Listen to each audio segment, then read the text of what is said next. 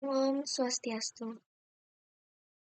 Selamat pagi, Bapak Nyomantika dan teman-teman semua. Perkenalkan, saya Gusti Agung Ayu Resi Sagita Praniti dari kelas C dengan NIM 25170510048. Di kesempatan kali ini, saya akan membahas tentang catur marga dan peran tempat suci dalam kehidupan modern. Topik ini menurut saya sangat relevan karena di zaman sekarang kita sering menjalankan agama sebagai rutinitas tapi belum tentu memahami makna dan tujuannya secara mendalam. Padahal inti dari ajaran agama itu bukan hanya dilaksanakan, tapi juga disadari dan dihayati.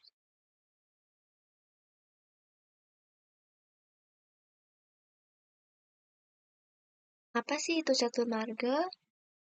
Catur marga merupakan 4 jalan utama dalam ajaran Hindu yang menjadi pedoman manusia untuk mendekatkan diri kepada ide Sang Yang Widi Wasa.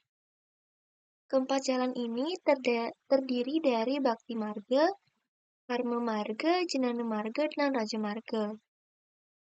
Bhakti Marga menekankan pada rasa cinta dan pengabdian yang tulus kepada Tuhan. Karma Marga menekankan pada tindakan yang baik dan tanpa pamrih. Jnana Marga berfokus pada pengetahuan dan pemahaman spiritual, sedangkan Raja Marga lebih kepada pengendalian diri dan penguasaan pikiran. Nah, yang penting untuk dipahami, keempat jalan ini bukan untuk dipilih salah satu ya, tetapi untuk dijalankan secara seimbang. Karena semua manusia itu kompleks, gak hanya butuh keyakinan tapi juga tindakan, pemahaman, dan pengendalian diri. Nah, dalam kehidupan sehari-hari, sebenarnya catur marga ini sangat dekat dengan kita. Kayak bakti marga bisa kita lihat saat sembahyang dengan hati yang tulus, bukan hanya sekedar kewajiban. Terus karma marga terlihat dari tindakan kecil seperti membantu teman, terus apalagi ya, menghormati orang tua atau bahkan menjaga kebersihan lingkungan. Terus Jnana Marga muncul saat kita mau belajar, bukan hanya membaca tapi juga memahami makna ajaran agama. Dan Raja Marga terlihat saat kita mampu mengendalikan emosi, tidak mudah marah, serta mampu berpikir jernih dalam menghadapi masalah. Sorry. Jadi sebenarnya praktik catur marga itu tidak jauh dari kehidupan kita sehari-hari.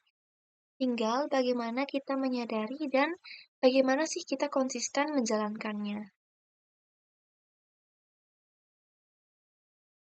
Nah, kalau kita lihat dari kondisi saat ini, masih sering dan banyak terjadi ketidakseimbangan dalam praktik beragama.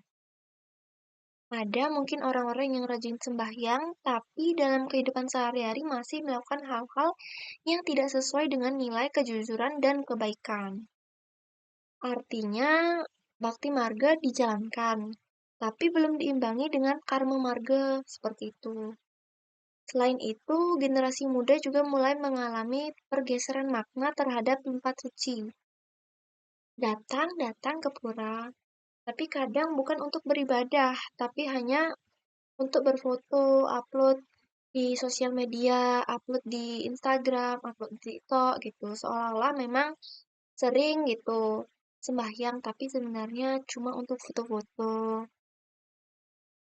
Sebenarnya hal ini itu tidak sepenuhnya salah, karena bisa memperkenalkan budaya dan agama gitu kepada masyarakat luas.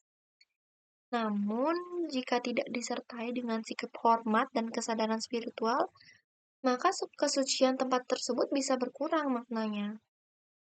Bahkan kayak ada yang ke tempat suci itu atau ada tempat suci yang hanya dijadikan objek wisata gitu. Nah, disinilah pentingnya pemahaman, bukan hanya praktik. Nah, dari pembahasan ini kita bisa memahami bahwa spiritualitas tidak hanya diukur dari seberapa sering kita beribadah, tetapi dari bagaimana kita menjalani kehidupan sehari-hari.